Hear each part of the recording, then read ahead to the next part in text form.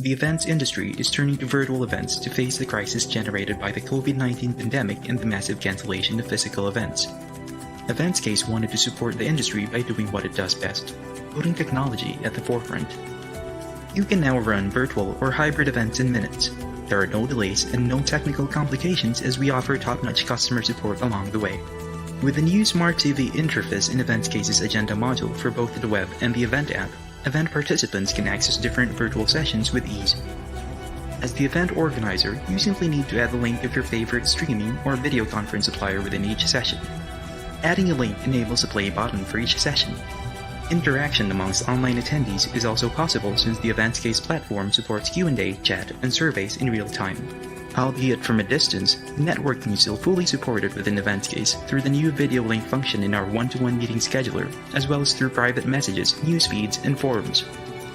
EventsCase is an easy-to-use, global, modular, multi-language, and secure event management software. Discover all of our products at www.eventscase.com.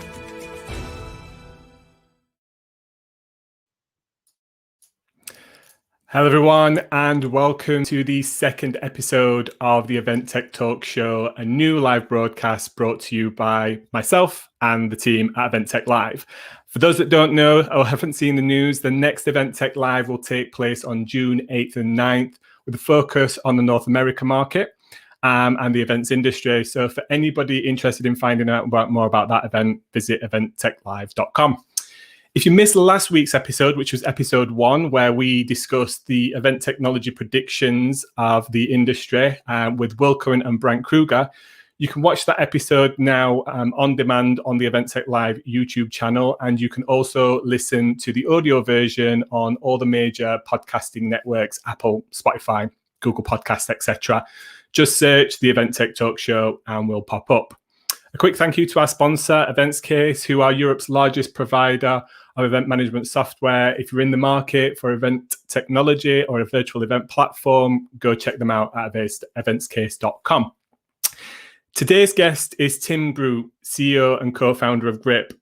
And on today's topic, today we're going to be discussing a number of topics. First and foremost is the future of the hybrid event format. Is this concurrent or sequential? And this is a term that Tim actually came up with and was the first time I'd heard it, looking at events in a sequential format.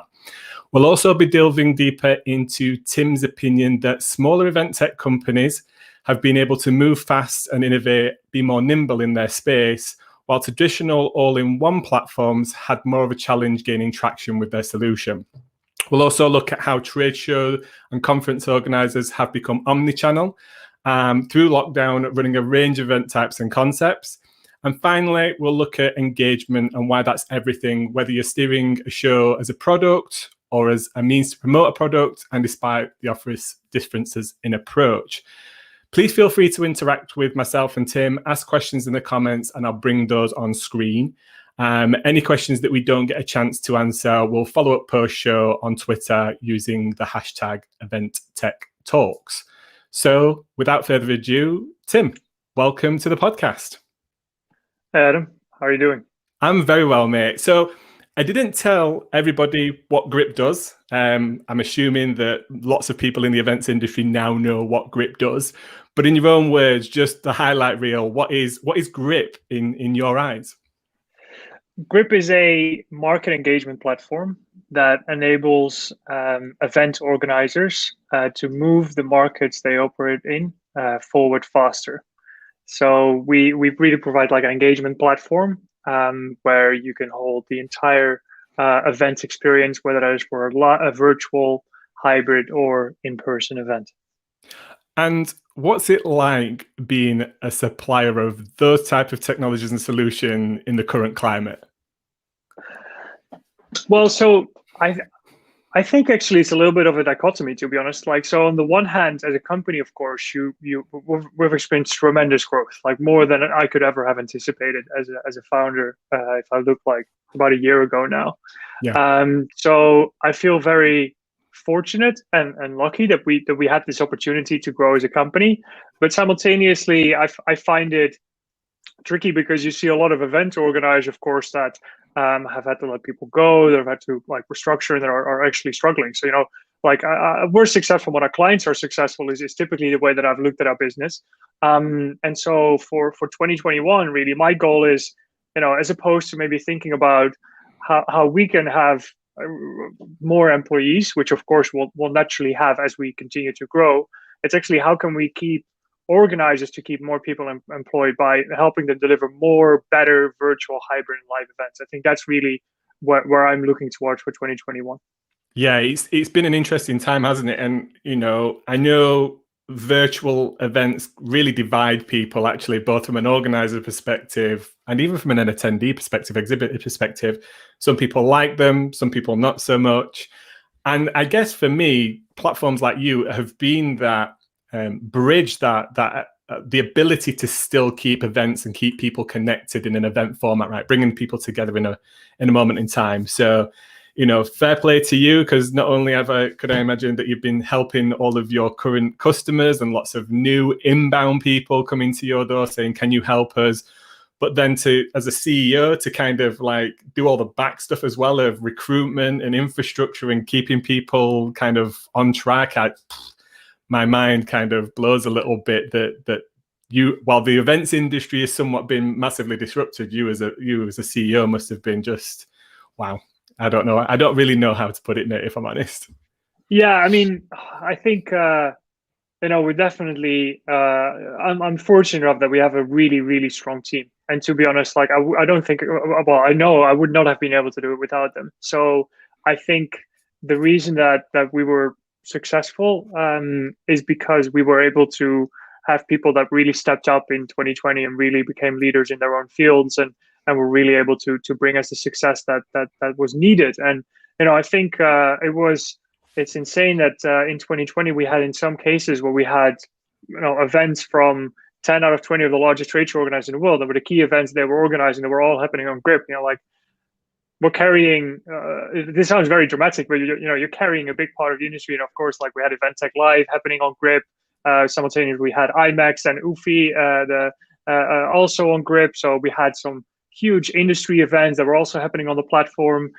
So yeah, it was definitely quite a bit of pressure. But I think we managed to go through it okay. So yeah, happy where we are now and how we continue to grow. So just before we might kind of delve into these topics that I think are really super interesting, especially around event format and what organizers are doing with revenue and all those kind of things, how do you see kind of the next 12 months playing out? Are you betting on virtual? Are you hedging your bets with physical coming back? Because I know you deal with events all around the world, so I guess you've got to have your eye on all markets at the same time, not just one particular region like here in the UK. Like, how are you viewing the next 12, 18 months as a platform provider? That's a very good question. So I look at it more kind of where will we be like on a much longer horizon, like 5 to 10 years from now, and I try and actually look backwards of like, okay, what are the building blocks that make up that experience of where an organizer will want to be 10 years, 5 years from now, and then making sure that we're actually building the platform in a long-term sustainable way. So of course you're prioritizing kind of product development and kind of where you focus on from a marketing and sales perspective in that regards. And I think if I look at the very short term, I think that we're still quite focused on virtual. I think at least until the summer, virtual is going to be extremely important. Then if I look towards the fall, then yes, hybrid is going to be more important. And we're already building product in the background. We're not talking about it that much yet, but it's really something that we're thinking through a lot of, like, what is our hybrid experience is going to be. But for me, the short term is still virtual, especially also because I think even in the fall, as I talk to organizers, a lot of them are still kind of quite hesitant, especially now, like the news that some of the strains of the virus are not covered by some of the vaccines. What that is going to mean is probably restricted international travel, which for a lot of our clients is very important for the shows that they organize. So that's definitely going to have an impact, I think, on the dynamic of a lot of these kind of hallmark shows that we typically work with. Well, that brings us nicely on to my kind of first question for you. And really, I say question, but it's a term that we first spoke about maybe a couple of months ago. Back, it was just after EventTech Live, about your vision of how hybrid events might look like going forward. Because I guess some people will go back to maybe a purely physical play that'll just work better for their niche or their industry, or maybe even the event format. but definitely hybrid is the future. And I think initially, especially last year, I was having lots of conversations with organizers and tech providers about like hybrid is the future. And my own experience of delivering a fully virtual event, to think about actually having to deliver a physical event at that exact same time was actually scary after the fact. And you first came up with, well, discussed with me this idea of sequentially organized hybrid events. So would you mind, in your own words, just kind of painting the picture of how you see that? Yeah, definitely. Yeah, I mean, I was just like you. I was talking to so many organizers, and everybody was saying like, hybrid is the future hybrid. And it was kind of like, well, what do you mean the future hybrid? Because what is hybrid? And it turns out that everybody had a different definition. So I tried to humbly suggest two ways that we could try and structure that as an industry. So you have a concurrent hybrid experience, which is where the virtual events and the physical events are happening simultaneously. As you correctly mentioned, that is very resource intensive, both for an organizer, but also for the participants, right? If you're an exhibitor, you now need staff that is attending both the virtual and the in-person event. While if you look at a sequential experience, the way that I see that is you could have, well, this week we could have a virtual event. Mm-hmm. Next week we could have an in-person event, and the week after we could have a virtual event again. Now, that is sequential. And what is sequential? Why is that interesting? Now, the reason it's interesting is because you could use the virtual events leading up to the physical one as a sort of pre-qualification step. You could really tease, for example, individual exhibitors. You could, let's say you have 5 topics in an event. You could have each week a topic and have 5 weeks leading up to it. And then you could pick a great sponsor and sponsor a one-day event around that. And you could enable people to network and qualify the opportunities that they have to set up those initial short-form meetings to then have a better return on time once they have the actual physical event. And maybe people won't even go there, right? It might actually be that, you know, they just participate virtually in the current circumstances. And the same thing is then again, if you do a virtual event after the physical one, the opportunity is again as use it as a kind of follow-up step. Like I'm sure that, you know, whenever I go to EventTech Live or any other event, one of the key things you say is like, oh yeah, let's catch up next week, and you to continue the conversation. Now, what if an organizer could provide that moment where everybody's going to be online, where there is again an experience where everybody's participating to allow people to connect, right? And then that's relevant for both the people that attended the physical event, but of course also for people that are purely connecting virtually. That's also a great opportunity again. So yeah, that's where the sequential idea kind of came from.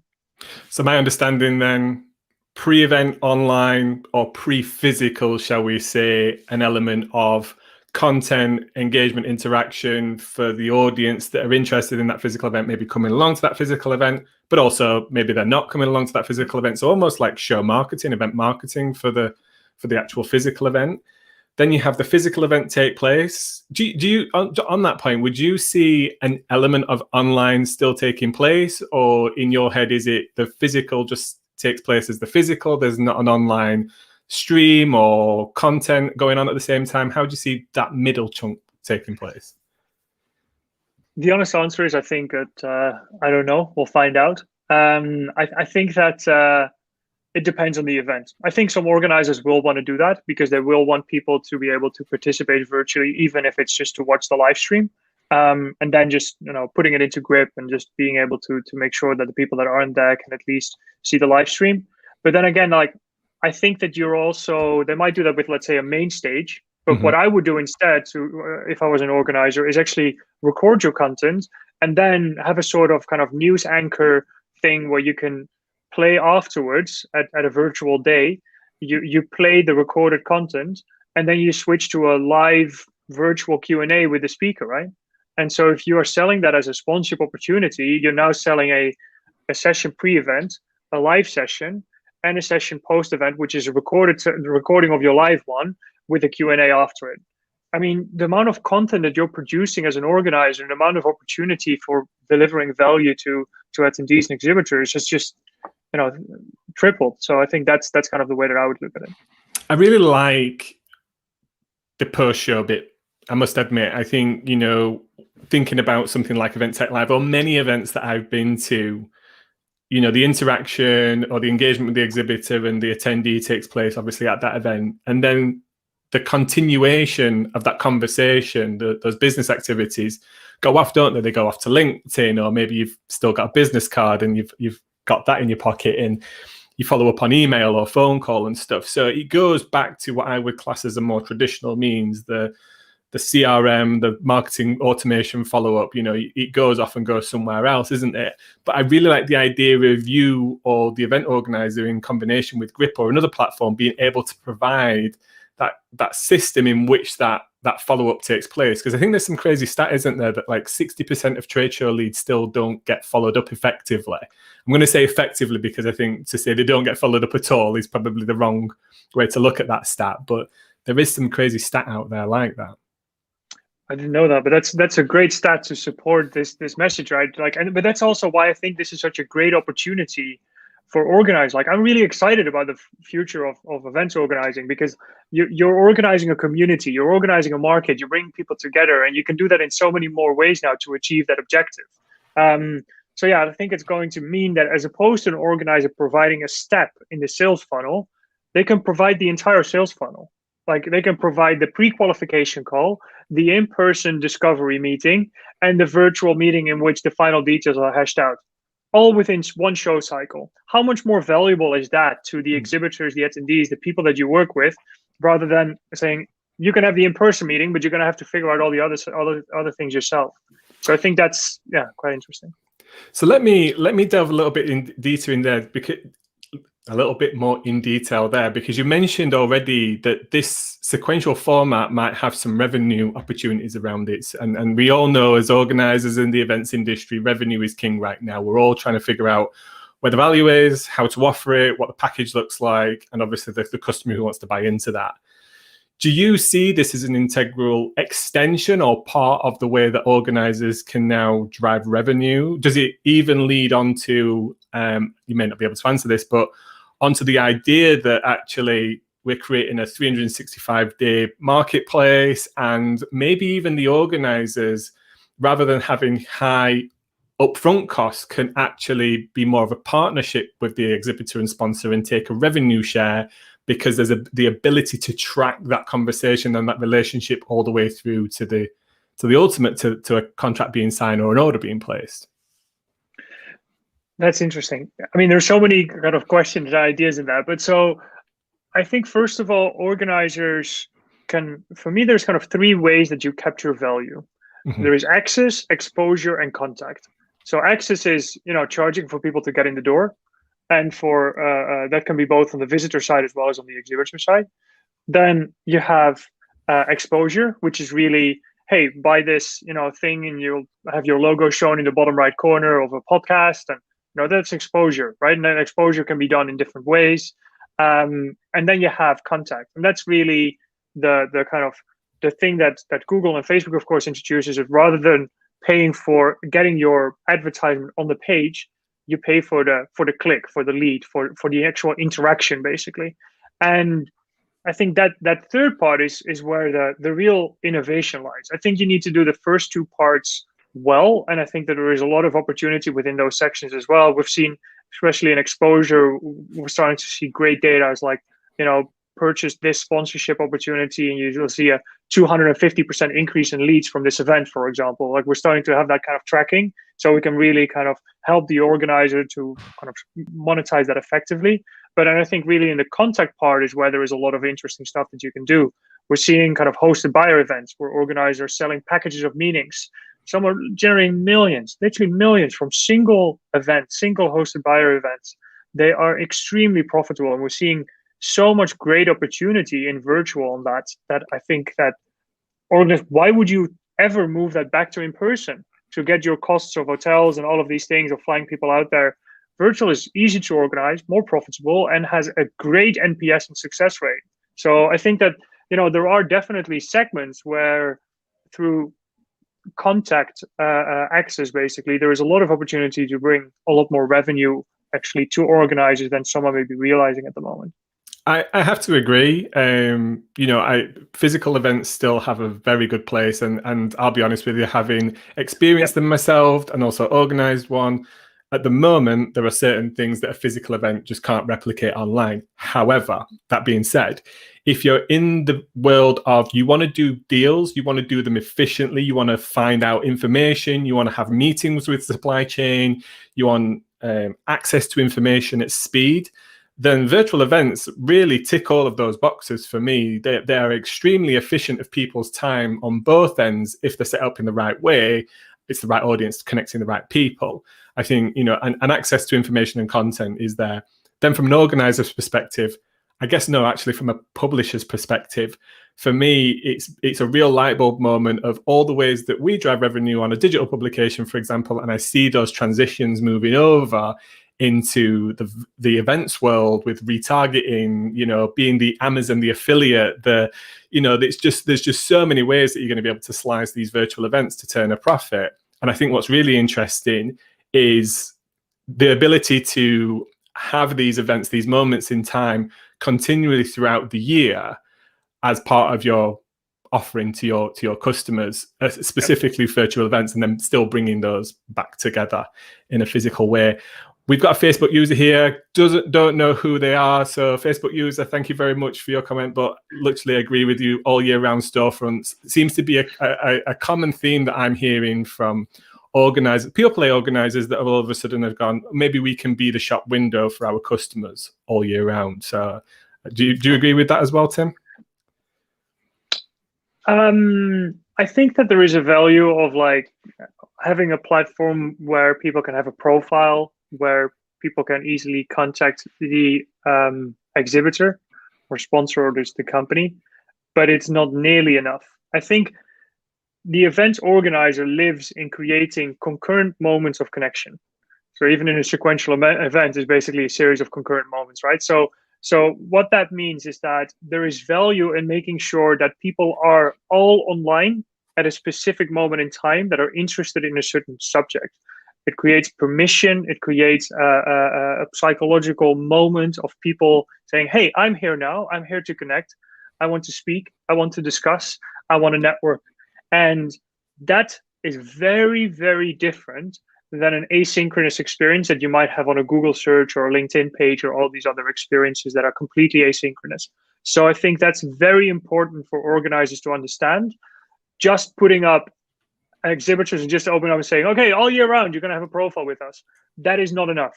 And we've seen it time and time again. But if you then use that, for example, we have an organizer in the US that has combined that with adding on a layer and saying, actually, you can have a product showcase.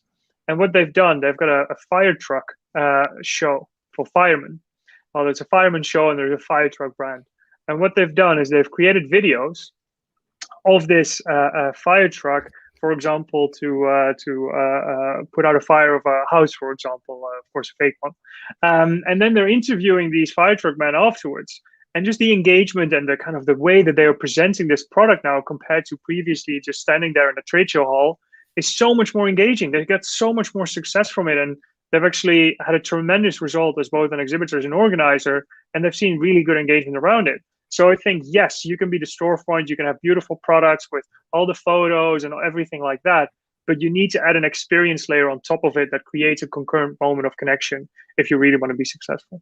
I think you're right, mate. It's really interesting giving your customers or your exhibitors the opportunity to tell the story, right? It's telling the story, showcasing how letting people see, breathe as much as possible online what that fire truck can do in real life really helps sell the product, right? Doesn't it? Otherwise, you just kind of, like you say, you're just looking at pictures of a fire truck online. You're kind of like, well, what can this really do? Exactly. We'll try and put in the show notes, maybe if there's somewhere we can direct people to go and see those, if it's out there, if it's available for people in the wider industry to kind of look at. Which brings us on nicely to your second point. But before we do that, we've got Miguel here. Miguel, hi Miguel. Thanks for having me on Cooking Up Virtual Events. For those that don't know, Miguel is a virtual event producer and an excellent one at that. He says he's enjoying the questions. So another term that you've come up with, all-in-one versus all-in-none. Now, this is going to create some enemies for you, mate, in the event tech world. I'm sure you're fine with that, though. I guess it's the argument against something that does it all versus something that's very focused on one element of it and possibly doing it better because of that focus. Am I right in saying that that's your opinion. Feel free to expand on that. So we had this conversation where I said, Cvent, and I have a tremendous respect for everything that they've achieved. They probably had more engineers at the start of the pandemic than probably all event technology companies combined. Yeah. But due to I don't know the insights of Cvent, but we're quite late with launching their virtual event solution. And why is that? Why is the company that is the biggest struggling the most at pushing out a new innovation, whereas other companies like us, and there's plenty of others that were able to do that much faster? And it's because of the inherent limitation of innovation within a large organization and within a monolithic platform. It's much faster to have to innovate when you have to look across so many different technological layers in order to actually achieve results on that fast. So I think that we're seeing that now as well, right? We're seeing that now as well, where actually some companies are able to innovate much more effectively in a very narrow space.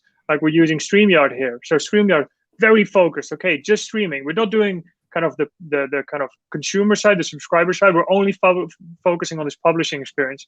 Only 13 people, and being bought for how much was it? 120 million or something? Incredible, right? So that's a great example of a company being very focused on a specific experience and doing an incredible job at that. And I think that's, for me, is way more interesting, right? We can just have a super powerful integration with StreamYard, Restream, and many of these other companies, while on the other hand, focusing really on making that core where we believe our position is in the market on bringing people together, focus there and do that extremely well, and make sure that your powerful integrations with other players is way more valuable and way more modular for an organizer to think about than trying to say, oh, you need to purchase everything. You need to have this entire layer. Everything needs to come from us. It slows down innovation. It slows down, execution, in my opinion. And it just, it just starts causing massive friction, because we constantly have clients coming from all sorts of all-in-one platforms. They're like, it's good, but it doesn't do good networking.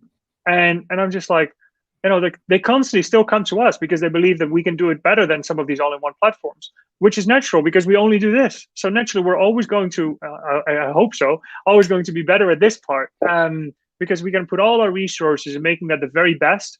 And, that's always going to be a huge differentiator, I think, for organizers. I understand that point. But to play devil's advocate, what about the organizer side? And I hear this from many organizers that, pre-pandemic, they weren't necessarily too heavily into technology. Okay, they use websites, they use maybe the odd live streaming technology, but probably not, because it was the AV company that took care of it and something like that. All of a sudden, to think about having to choose a ticketing platform and have that work with Grip, so the experiences there is seamless. And maybe it's the post-event experience of that on-demand element because the event is coming to an end and stuff. How do you see that playing out? Because that is a huge fear factor for many organizers, that by choosing one thing to do one element really, really well, ultimately actually creates them a huge amount more work and headache, because they're having to play the person in the middle to get all of these suppliers to talk to each other, or make sure that the integrations work as they are told they work. And, even us, if we've had that experience ourselves of, on paper, it all looks quite straightforward, and then you get into the nitty gritty of it and there are pain points. So, and an organizer that's focused on 10, 15 events a year, that's just like a huge mountain of work and a fear factor that things are not going to get delivered on time. So what's your thoughts around that kind of opinion of actually all in one? Okay, it might not do one specific thing perfectly, but at least they've got everything in one ecosystem and they don't have to go through that pain. So I think it's definitely a valid point. And I think that a lot of the integrations that have been done in the past between event technology companies are ad hoc. Oh, there is an event. All right, let's do this integration. Whereas I think what you're now seeing in the background, what this increase in resources doing for all these individual tech companies, is that the integrations are being taken to a completely new level. For example, there's a small UK-based company called Lineup Ninja that event tech uses or event technology uses as well. And the really interesting thing on that is the quality of the interaction and the integration that we now have with that is so extremely powerful that we could just switch it on for any event. It would take no time. And that really changed the game. And we're starting to have that with quite a lot of registration companies as well. It's a plug and play integration. It's just as like how you do your WordPress plugins or your other integrations that you see in the enterprise ecosystem in other industries.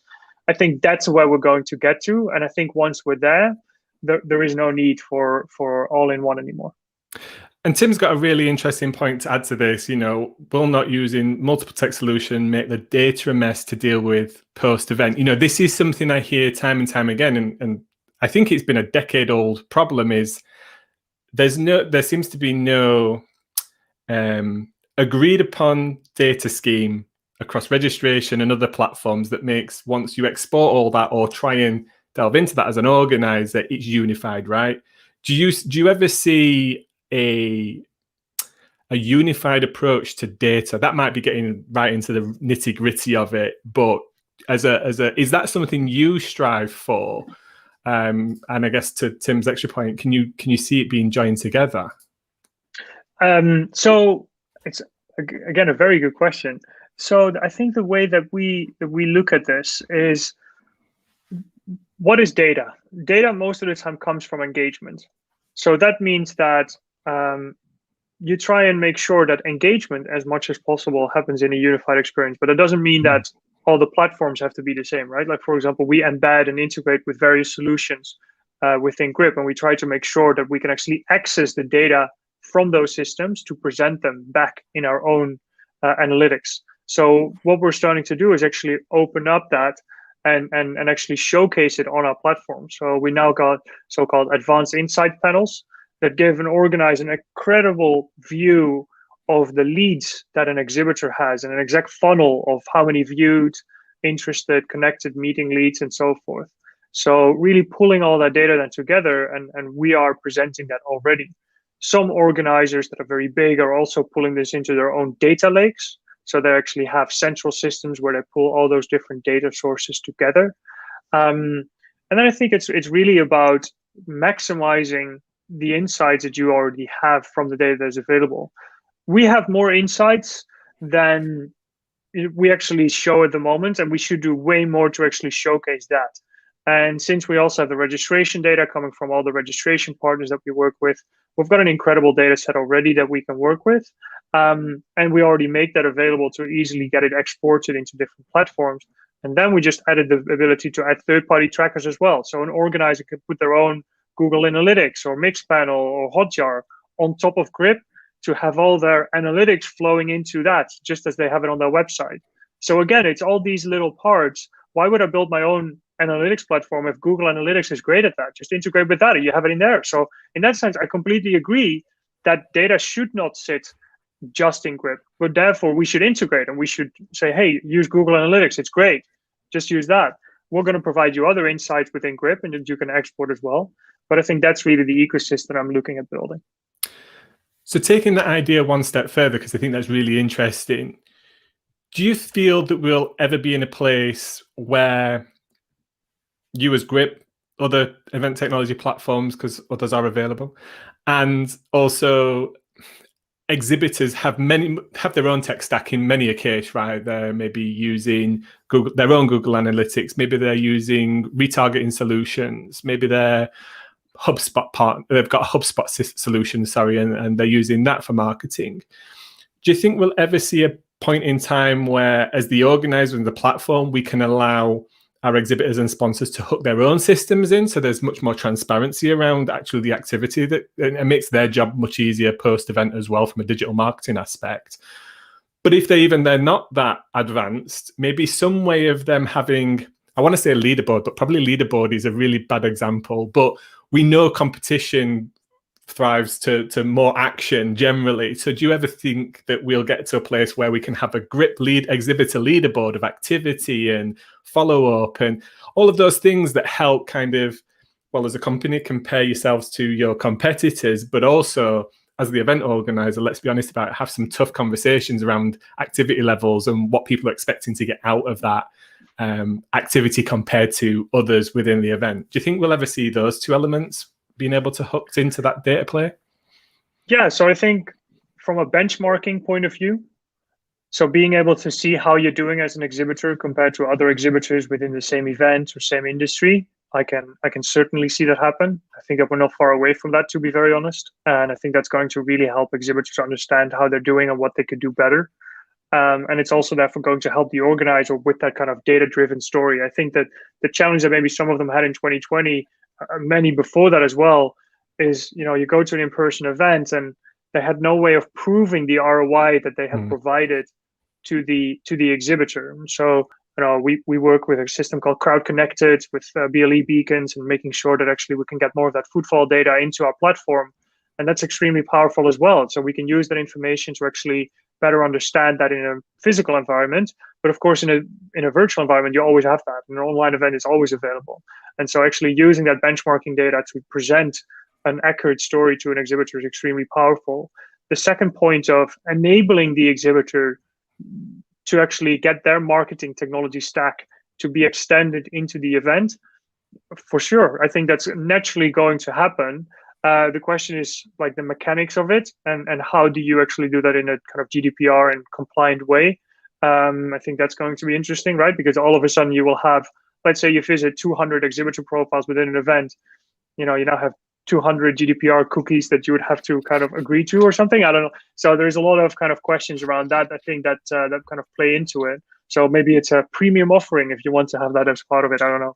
Another way for organizers to make money, mate. You've just said it there. I mean, yeah. So like, but you already have companies like Feather, and you mentioned one the other day in the UK as well. Yep. Yeah, exactly. Right. Like that are kind of already playing in that space, and I think that's a natural part where there is so much more possible. I think actually what for organizers interesting in that sense is, does online events, does it sit with the digital marketing team of an exhibitor, or does it sit with the event marketing team of an exhibitor? Because the event marketing team is not going to be interested in retargeting and all those things. They probably don't have exposure to it. Let's say it like that. Maybe they're interested in it once they understand the value. But a digital marketing team is not necessarily the ones that organizers have been engaging with in the past, but is now actually probably the more natural team for online events to actually tap into. So I think that's an interesting question for organizers to be thinking about. I think that's a really interesting question for anybody that's watching us. Post your ideas, your thoughts, your feelings in the comments as well, and we'll bring those on screen, because I think it's just like any event, isn't it, Tim? Your makeup of exhibitors is different from one exhibitor to the next. Sometimes you'll have the CEO and the guy that runs the business. The next time you'll have on the next stand, you'll have the sales team, and it's the hardcore sales team that literally go into an event, pull all the leads out and walk away and go off to the next event or something like that. Others, it's led by the marketing team. Like you say, it's much more of a marketing activity. It's about outreach. It's about cultivating some brand exposure in front of a niche audience. And then kind of the follow-up goes more digitally to maybe a remote team that do outbound on calls and stuff. So it's a really different play.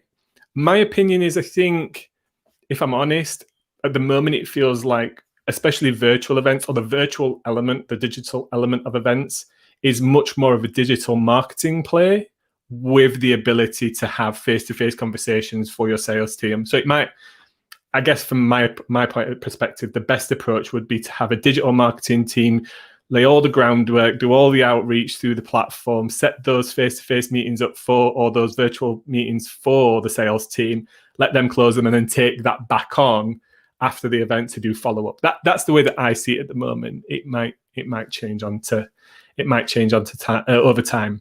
And I guess that brings us on to kind of your third point, that you've actually said we're no longer trade show organizers or conference organizers, we're now omni-channel organizers.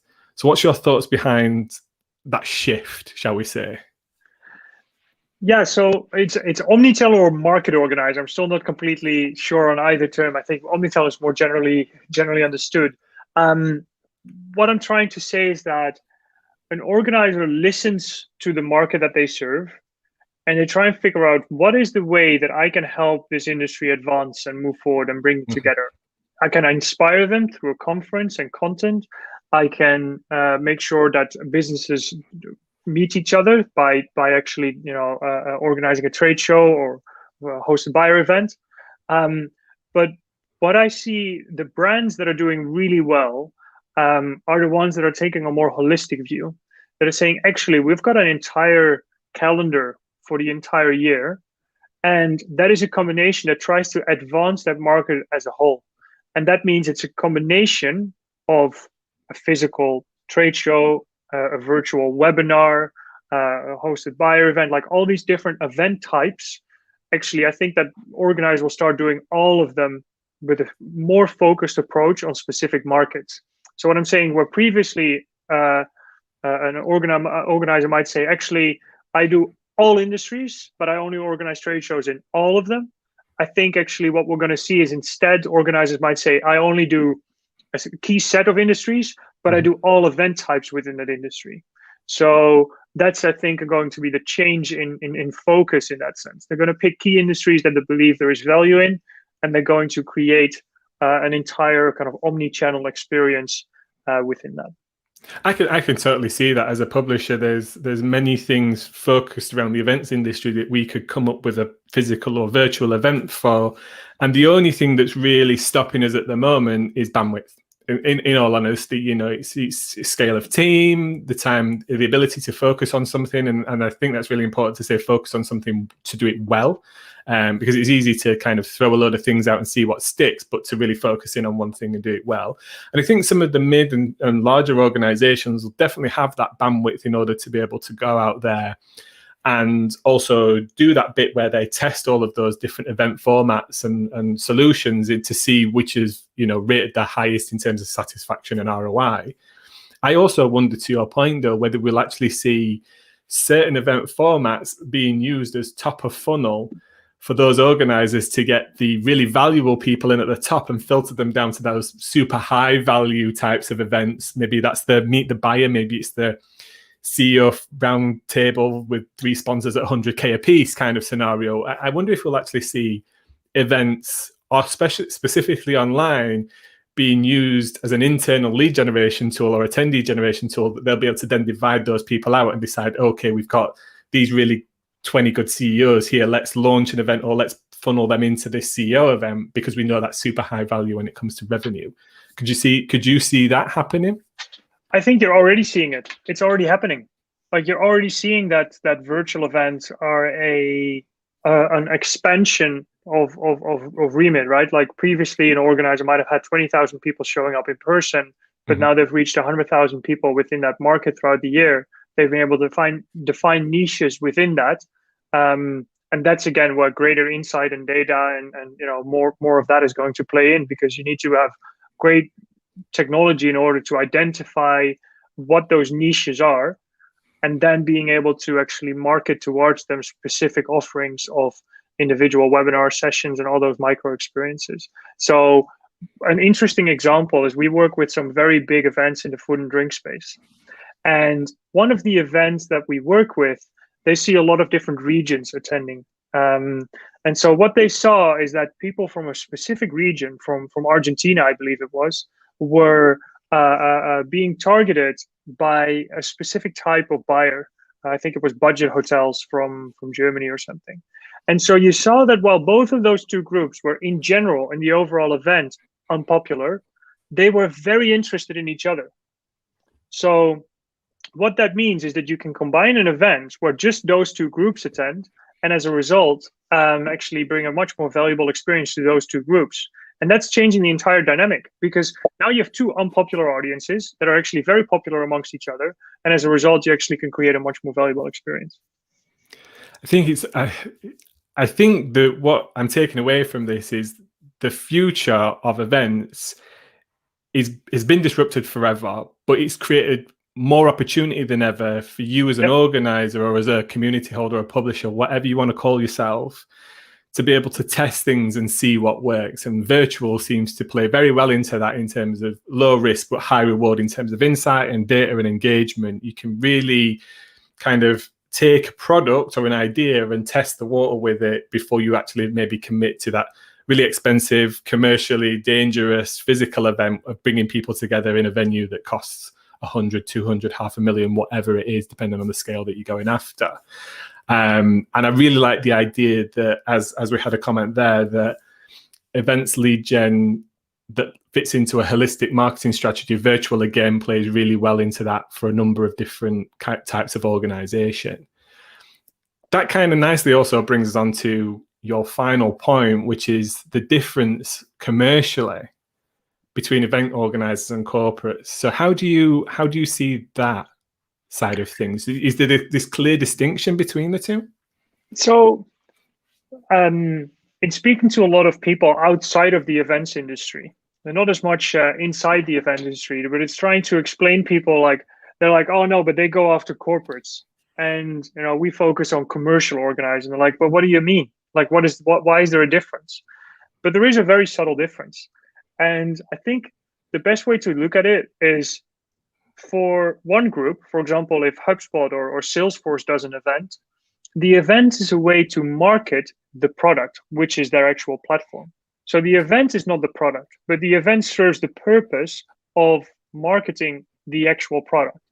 And so it's a marketing activity. It's not core to their business. It's a great marketing activity, but it's not core to their business.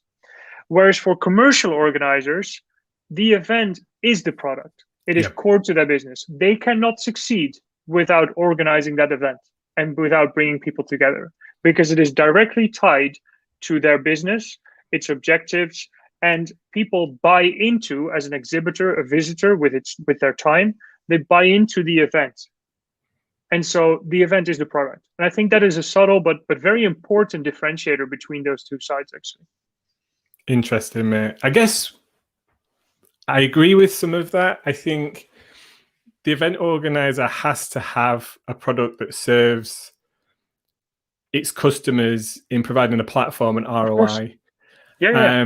For the corporate side of things, I guess corporates also have a number of different ways outside of, let's say, exhibitions to be able to engage with their customers. And sometimes their objectives is to make a direct sale with the product, but it's also sometimes to get brand advocacy, get to people to experience, the whole how do I feel about this brand, rather than I directly want to buy that brand right there and then. So I think it's a really interesting point, but underlining that, let's be honest, like you said, engagement is key for both sides of things, isn't it? Yeah, exactly.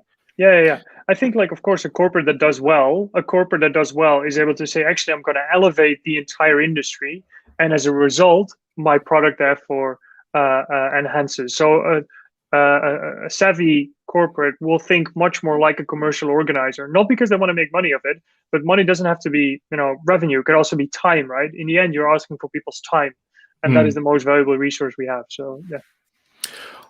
So to wrap up, mate, I want to get to some of the questions that we've not had chance to, so the audience questions here.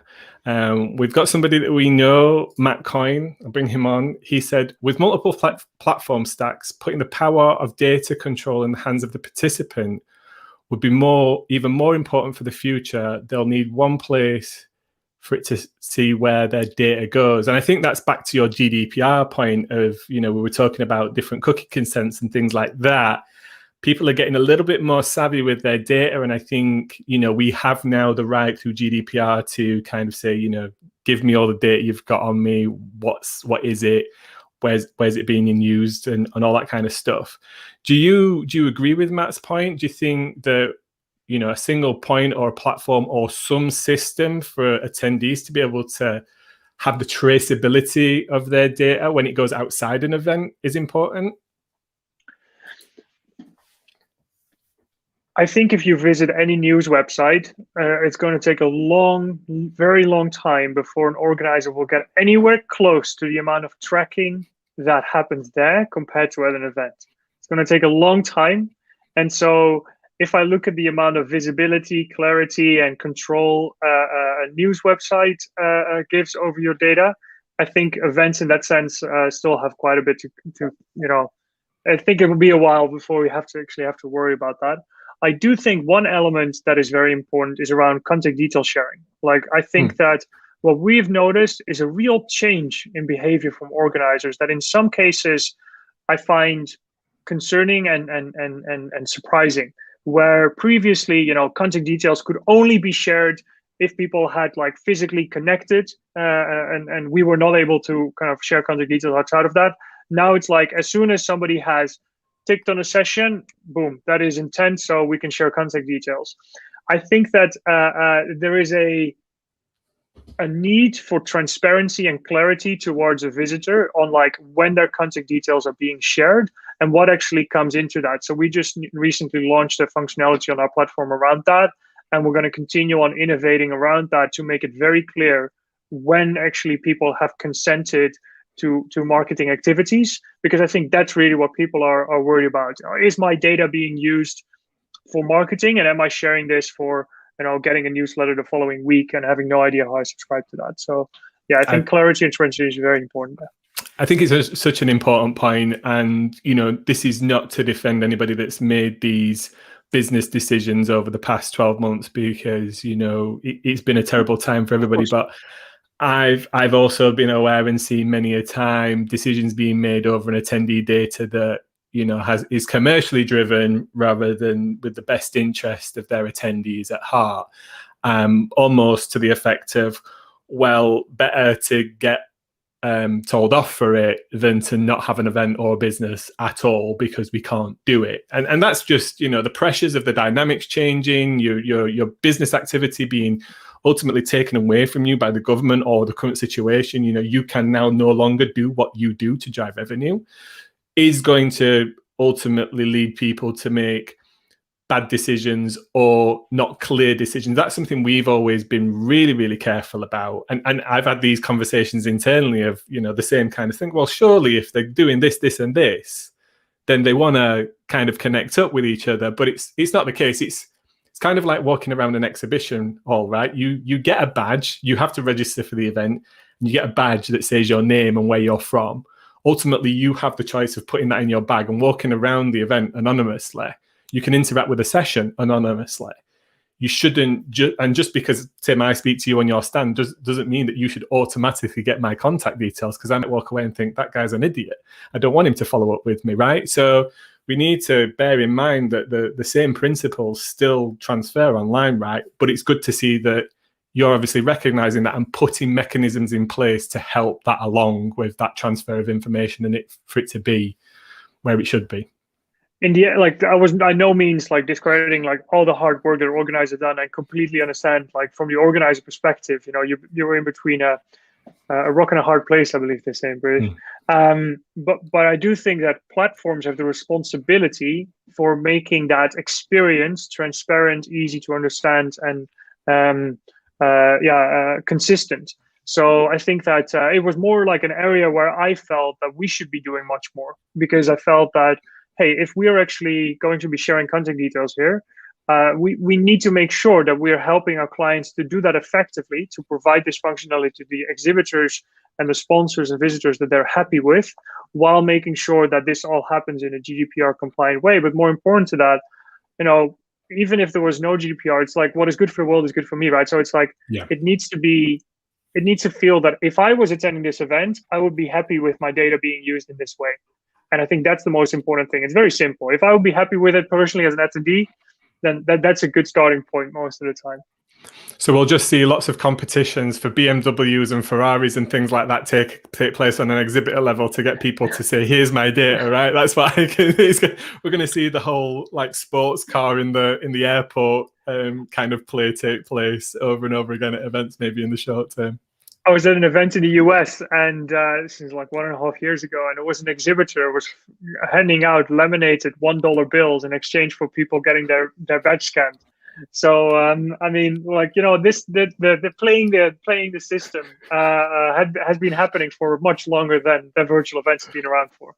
Let's be honest, that's a much more cost-effective way of the $25, $35 a lead on LinkedIn at the moment. So, I can't fault them. But again, it just shows that once you play into people's psychology and what they value, right? It's a way that you can help lubricate the wheels and such. And in fact, it makes me wonder whether we'll see events or platforms being able to utilize systems for those that aren't out there, I use Brave browser. It's on the Chrome backbone. It's a privacy browser. So as to Tim's point, if you ever want to go and check out what a website or a news portal knows on you, just download that browser, visit it. It tells you everything that they're tracking about you. And it's it's eye-opening. But one of the things that they do to, I guess, reward the user for that exchange of data or exchange of information with their advertisers is they have like this, they call it a attention token. So that attention token essentially rewards you for clicking on adverts or for exchanges of information and things like that. So you actually are part of the business as the individual.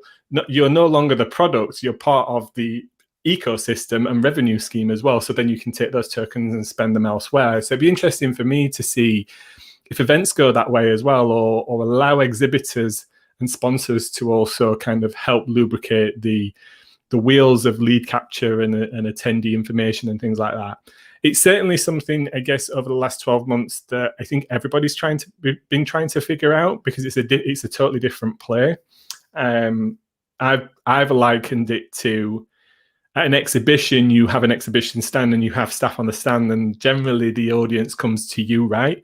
Whereas at the moment, the virtual world is kind of been flipped on its head, where the exhibitor has to go hunting for chasing the attendee around the actual exhibit hall to try and get in contact with them, because I guess it's that much easier for them to go, right, I'm just here for content. I don't want any of that. So it's an interesting time to kind of see how things will develop. We're kind of running out of time, so I was going to throw a big question at you there, but we might save that for another episode, Tim. And I know you've got some stuff bubbling away in the background that will probably lead to another episode anyway. But as a final thought, what's been your individual biggest learning, do you think, over the last sort of 12 months, since March of last year, since everything got turned on its head? I know that to be fair, is a big question in itself, but is there anything that you've taken away, whether it's individually, as a technology provider, from the events industry? What do you think? Wow. And if there's nothing, you can say nothing. No, there's so much. Like, it's more like, I think I have grown so much as a person in the last 12 months, and learned so many things. I think stay focused. I think that's the most important thing, actually. I think that with so much noise around us constantly, all the time, and all, being locked at home, it's actually more easy to get distracted, which is interesting, since you're actually just sitting at home. But I think staying focused, staying true to kind of like core objectives, I think that's the most important thing. And if I've learned one thing, then I could have done that even better. Like, I've done an okay job, but I could have done even better there. So that would be my key learning, to be honest. I think that's a really interesting insight, mate, and I couldn't agree with you more. It's in us as humans. It's inherent that we are distracted. We're like magpies. There's something shiny over there. There's something shiny over there. There's the new thing of Clubhouse, blah blah blah, and everybody wants to jump into that thing because it's the new thing, right? But certainly when it comes to you as a business, which I'm sure you had, is many customers saying you must do this, or we need this, and probably hundreds, if not thousands, of different ways of interpreting which way to go. I guess as a founder and as the head of an event technology company, to keep on that path of what you saw as that vision, that's what I'm taking away from that comment there, of making sure that you do right by what you had set out planned, and the rest of the team and the company, the shareholders and all that kind of stuff, right? Yeah, I have one. Can I give one beautiful Absolutely, example? mate. Go for it. So actually, I was listening to a podcast by Elon Musk, and he bought a bunch of houses on the top of a hill, and he said that he was gonna build a big house there. And then right before he started designing it, he was like, should I put my time into getting humanity to Mars, or should I, build myself a nice house? And he's like, well, probably humanity will want me to focus on, getting them to Mars. And of course, like, I am not dealing with anywhere near as big questions as he is. But I think it's a good example of, like, it's most of the time, rather than chasing after that shiny object, it's most of the time better to just stay super diligent and focused on, like, the core things that are your number 1, 2, and 3 priorities, rather than looking at your entire list and being like, oh, I should be doing all these things. So yeah, I think that's kind of the learning that I took from it, at least. I think that's an interesting one. I don't think what you explained there as well, though, if it's the same podcast I'm thinking about, I think he bought all of the houses around him, didn't he, as well? So he didn't have anybody else to deal with. And then he sold them all. So because he realized that houses weren't a priority as well. So he was going through that systematically of going, what's a priority in my life? What can I get rid of? Wasn't there? And now he's just invested like 1.5 billion in Bitcoin. So like everybody's distracted with that all of a sudden. So I took a shortcut and I just, didn't buy a house in the first place. And, so I ended up in the same place as Elon Musk. So, I mean, you're waiting for them to become available on Mars, aren't you, mate? You'll be one of the first people to put a deposit down. I can see it. Tim, thank you very much for coming on today's podcast. We could have done a lot more than that, I'm sure, because I think you brought some really interesting points and some really interesting ways of thinking and some vision there around, some interesting topics for us, I think, as the whole industry we need to be thinking about going into 2021 and 2022 and beyond. For those that want to kind of check out Grip, where's the best place for them to go, mate? Website, grip.events. Awesome, very mate. simple. Thank you very much. So, guys, that was Tim, the CEO of Grip. I think he had some amazing points there. If you liked today's episode, please share it. It will be on demand straight away after we end the broadcast. So you'll be able to share from from YouTube to LinkedIn, Facebook, wherever you want to kind of share that to. Subscribe to be notified of future episodes. There'll be 21 episodes in total for this series. That's what we've got planned. Send me your comments and feedback as well. You can @me @PunchtownParry or drop me an email, adam@eventtechlive.com. Thank you very much, and we'll see you in the next one.